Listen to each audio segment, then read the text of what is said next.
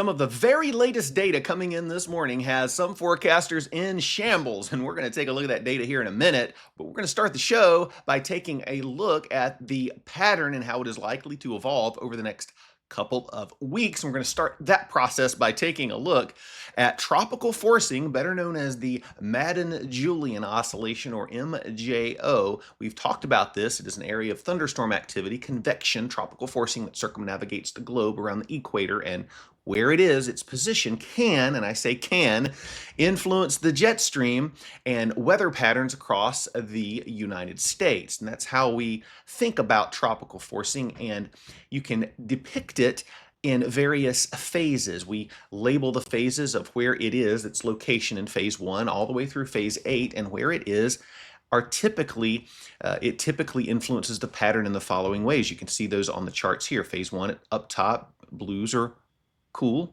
and reds and oranges are warm in terms of temperatures. All right, so phase 2 is cool for the entire nation. Phase 3 is cool for the entire nation here in the winter months. And as we go through the different months of the year, the wavelengths change. So as we get into spring and summer, you get shorter wavelengths, and you get into wintertime, you get longer wavelengths. The jet stream has ridges and troughs as it goes around the globe, and in the winter months, those ridges and troughs space out. So the wavelengths get a little longer, and as we get into spring, they get a little shorter.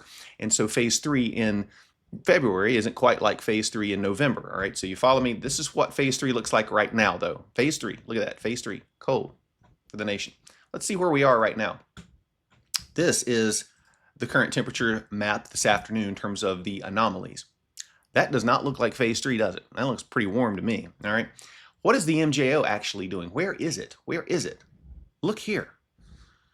It is in, let's go over here to our view. Look where it is. It's in phase 3. This is called a roundy chart. These black lines show you where the pulse has been, and the red is where it is over the next few days. I'll delete that so you can see. Look at this. We're right here in phase 3. All right. We're going into phase 4, maybe into phase 5 before it kind of goes back into the circle where it's not really having much influence on the pattern. But I might argue that it's not having a lot of influence on the pattern right now. We're in phase 3. What does phase 3 look like? Cold. What do the temperatures look like? Not cold. All right. So as we go on out in time, and I've already looked at this, as we get on out here toward, let's see what happens as we get on out toward February the 18th and maybe the 19th and the 20th. Very warm for much of the nation's midsection on east, especially the Tennessee and lower Mississippi Valley. Chilly out west. That is the 19th of February. Let's see what the MJO is looking like. The 19th of February. I'm not going to adjust the chart again, but look at this. We're right here on the border between phase 3 and phase 4. And just for your reference again, yes, why am I showing you this? I'm going to tell you why I'm showing you this, but look at this. Phase 3, very cold. Phase 4, warm for much of the entire nation, even out west. But here is what we're actually seeing, very chilly out west. All right, so the MJO is not the be-all, end-all. It is a tool in the forecasting toolbox. Some people want to claim because the MJO is in unfavorable phases for winter weather and blocking and cold weather in the east, that we're just not going to go back to a pattern that's favorable anytime soon. And maybe anytime soon over the next 10 days, you're probably right. But as we get on into late February and early March, I think we're going to see that cold that's in Canada dislodge and come back to the south. The MJO may not be helping us all that much, but it's not the only thing driving the pattern. And you need to understand that when you're watching other videos or when you're scrolling X or social media or Facebook and somebody says the MJO's in phase 5, there's no way winter's coming back. That's not necessarily true. All right. There's a lot of other things that come to bear on the pattern. It's not just tropical forcing. Tropical forcing isn't correlating very well right now, nor does it look to be the best correlation over the next 10 days. Now, that may change down the line, but right now that is the way it is. And I just wanted you to know the way it is. So we'll look at tropical forcing here. I keep my eye on the ball, and I'll continue to do so. Now, I'm going to transition and take a look at the alert map. I'm going to show you some of the latest data that's coming in. It has some forecasters pretty nervous because I have been following some of these forecasts on X and social media, and going to have to maybe call an audible here pretty soon. But right now we've got winter weather advisories through the Allegheny Mountains up here in West Virginia and Pennsylvania, and winter weather advisories upstate New York. Also in Maine, winter storm warning down here in down east Maine for Bar Harbor and some of the towns around there. Looking at several more inches of snow here. A couple of winter weather advisories here in the Wasatch and up into eastern Idaho. winter storm warnings in Colorado and also in parts of the Sierra Nevada, seeing more snow out here as a storm system moves in. And you can actually see some of that activity here in California. Look at that. We've got rain, heavy rain around Redding, and then some rain and snow in the higher elevations in northern Nevada, much of Salt Lake City, seeing some snow showers, and the higher peaks going to pick up a few inches of snow into Idaho as well for those winter weather advisories. Very well placed there. And then around Los Angeles and over into western Arizona, looking at some rain. If we expand this out and transition this over to the east, look what's going on over here. Rain moving through the southeast, northern Alabama up into southern Tennessee, all the way through much of Georgia and parts of South Carolina into western North Carolina, seeing some rain shower activity even over here near the Cape, looking at some rain as well in northeastern North Carolina, and snow up in the northeast with a clipper moving through. Is going to dump a few inches of snow up here. So winter, is far from over. Taking a look at the surface map, you can see all of that activity here. Rain showers through the day today into the night. That will diminish, and snow mixed with rain in some of these areas out west. Systems moving into California, bringing some wind out here and heavier rains, essentially even some rumbles of thunder, and then heavier snow up in the mountainous areas of the northeast with light snow otherwise. And that is the surface map. You see that frontal zone kind of shifting through the center of the country. Now, let us take a look at what is happening as we get on into the weekend. We're going to look at our favorite three models again, the Canadian, GFS, and the European, see what they're seeing. I'm going to start here on Saturday morning. Happy Valentine's Day to folks in Oklahoma, waking up to heavy rain in Kansas as well. Low pressure getting its act together. This is through the eyes of the Canadian. Little clipper up here in the northeast, more energy moving in the Pacific Northwest. Look at the Canadian. Just rolls it across now. It's not quite driving it up into the Great Lakes like it has been the past couple of days, but still sees enough cold air as departing high pressure heads over into Newfoundland and leaves some cold air at the surface. And Canadians seeing some snow in Pennsylvania and up through northern Virginia. And it just goes on off the coast of North Carolina here and eventually on out to sea. You get a little bit of snow up here. You see that snow? There's your snowfall. It just gets it into New York City and sort of dissipates after that. There's your Canadian. More energy coming in out west after that as we head into the beginning of next week. What about the GFS? What is it showing? Here we are, Valentine's morning, and it does pretty much the same thing, except it does a little something different eventually. It doesn't get it far enough. Moisture does not get far enough north to get into the cold air. The GFS has been steadfast, and it actually splits the storm in two. It comes over here and kicks some of the energy out to the sea and kicks some of the energy down south through Florida and down into Cuba and parts of the Bahamas. Get a nice little rain event.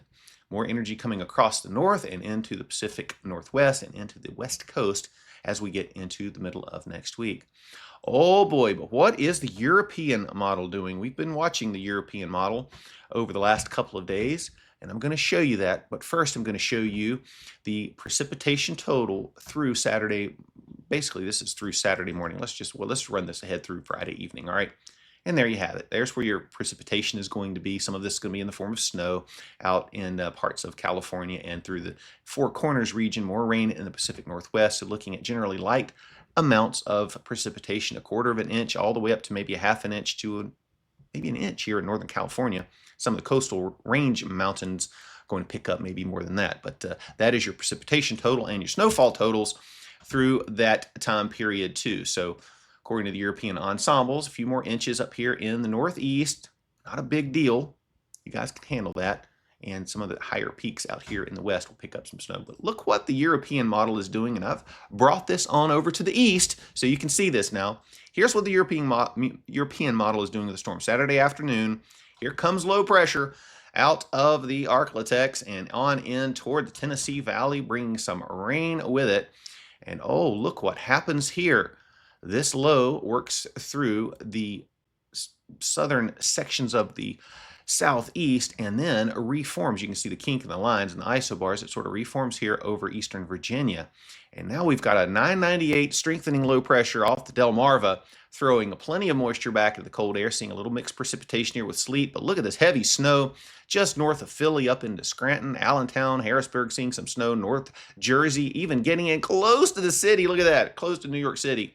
And back up into parts of certainly You get as the storm strengthens and pulls in that cold air, you change to snow in the city and on to Long Island. All of Connecticut changes to snow, and Rhode Island and Massachusetts, and plenty more snow for New Hampshire, New York, upstate, and into Maine as well as the system pulls away. That is the very, very latest run of the European model. It has been pretty consistent, wanting to continually try to bring snowfall, an important snowfall, up here into the Northeast. Is it right? Well, we're going to continue to watch why it's doing that, and maybe it's onto something here. Here is the snowfall map out of that. You can see the highest amounts just north of the I-95 cities, back in here to Pennsylvania, all the way through parts of eastern Massachusetts, including the Cape, looking at picking up more than 10 inches of snow. Maine gets largely left out of the picture, but I suspect if it takes that track, you'll see more snow for Maine. That is the European model, all right? Here's what's going on between the three. This is the Canadian, and we're looking at the energy, and I'll show you exactly why the European's doing what it's doing. Here's your energy on Saturday morning, and look at the energy for the Canadian. It sort of rolls along, and look up here. You see this energy going across the north? That is important to what happens. It doesn't really merge with the Canadian system here, okay? So the Canadian, even though it sort of gains some latitude, so it sort of rises to the north a bit with the overall storm, it's still not interacting with this northern stream energy. High pressure is moving out. You've got some residual cold air in place. Canadian just goes on to the east, keeps the storm pretty much intact, heads to the east. Look what the GFS is doing. GFS does the same thing, good starting point, so we're agreed so far. Here's the energy for the GFS. It's out ahead of the southern energy. You see that little pocket of yellows and reds? That is a northern stream piece of energy. It's out ahead. It continues by being out ahead. It acts to suppress this system and keep it to the south, and the GFS actually splits some energy off. Here's the main storm, and here's some energy coming out of it, and so you get a secondary low pressure to form. And then you get ridging building in over the top, just squashing the whole thing to the south. No chance for snow if the GFS is right anywhere. All right, that's the GFS. What is the European doing? Check out the European model. All right, so this is the very latest run of the European model. Here it comes, the southern stream. Look at the northern stream. It's hanging back a little bit. All right, so what's happening here is the southern stream storm gets out just enough ahead of the northern stream so that it actually captures a portion of the energy of the southern storm and begins to merge with it and bring that whole system up to the north. You see what it does here? It sort of reforms the system out here, and you get a strengthening low pressure off the coast, and then another piece diving into the back. If this model is correct, we're going to see snow in the northeast. It's just going to be how it is. If this gets out ahead of the northern stream, if this southern stream energy here gets out ahead of this even more, then you're going to see more of a chance of a full phase and a bigger storm. So we are watching how these interact. The GFS doesn't have any interaction at all. The European has at least some interaction, and that's why you get that big storm signal here in the northeast. Some of the other pattern markers in place aren't the best for a big northeast snowstorm, but the European is seeing enough interaction between the two streams that you get cold air phasing in and energy phasing in with the southern stream from the north, and everything comes up to the north. All right, so that is what we're watching. I've been under the impression that we'll probably end up seeing things stay to the south. I think there's still about a 50-50 shot of that, but some of the latest data from the European and the European ensemble mean is making me wonder if that's actually going to happen. There is a path for a snowstorm in the northeast, including the I-95 cities, if things came together just right. So it's something to watch. And all of these people out in Twitter world guaranteeing no snow because this is just not the best pattern in the whole wide world. You don't have to have the best pattern in the whole wide world. You just have to have things come together just right. They're going to be sweating bullets throughout the day, I assure you. All right, and there is your European ensemble 850 millibar temperature map. We've already seen the surface reflection of this as we go on out in time. We're at Monday the 15th.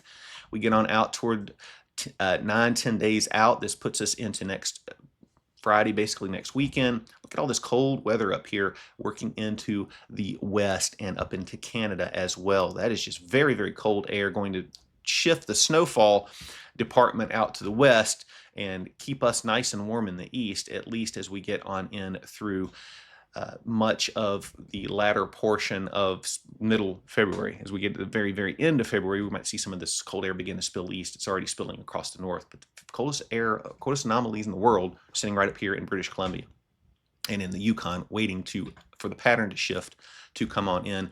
Precipitation, looking at a bunch of precipitation as the storm track brings energy into the west coast, particularly the second half of our 2-week period. And this is through the entire 2 weeks. And here's the biggest footprint.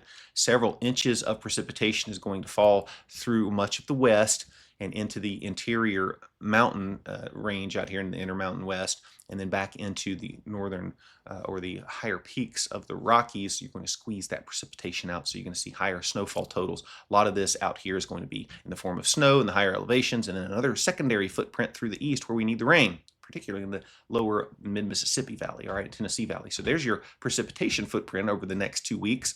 And snowfall, of course, the northeast, northern tier, going to see some snow with clippers moving through and air cold enough up there, but tons of snow expected, particularly the second week of the 2-week period here in the Cascades, Sierra Nevadas, Coastal Range, and through the Rockies, going to pick up appreciable snow measured in the feet and maybe even 10, 20 feet of snow in some spots. Could approach that. All right, so that's what we're watching over the next couple of weeks. That's how the pattern will shake up, and then we'll see what happens as we get into March. My suspicion is we'll flip a little colder in the east and have some more opportunities for winter storms. Not much going on in the solar weather department. Space weather is looking quiet for now, and we'll stop it right there. Today is the first day of the brand new year for the channel. Thank you again for all the support. If you haven't yet subscribed, hit the subscribe button and join the team. Leave a comment. If there's anything I can be a prayer about, please let me know. Happy to pray for you and support you however I can. Thank you for all the support here, and keep us in your prayers. Anyway, I hope you have a wonderful day. Take care, and we'll be back tomorrow. Might even do a live show today, just a surprise live show this afternoon, first one. We'll see. Have a good day. Take care. God bless.